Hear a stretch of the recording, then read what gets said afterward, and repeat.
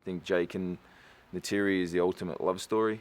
I think it showed you in the first movie. It didn't matter whether you were, what race you were, what planet you were, what color you were from. Love is love, and I think it forges. The first film and the battle that they undertook forged an unbreakable bond between them. It gets tested, just like any marriage. It gets tried like any kind of relationship under duress.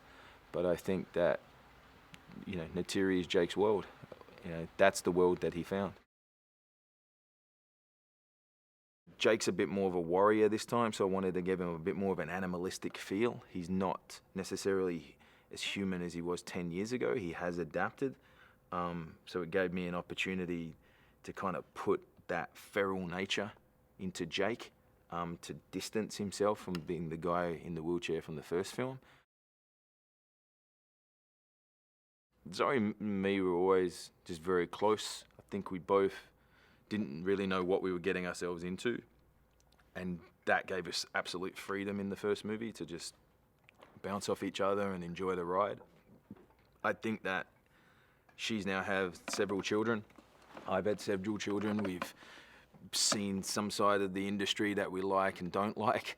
And then when we get back into this world, it's like putting on a great new, an old pair of gloves. It's easy. I know that what Jim is trying to create is very truthful, very emotional and grounded tales of the tribulations of a family and what it means to be in a family, and putting them in the most dire of situations, in a humongous intergalactic war, filled with exploitation and themes that are almost operatic.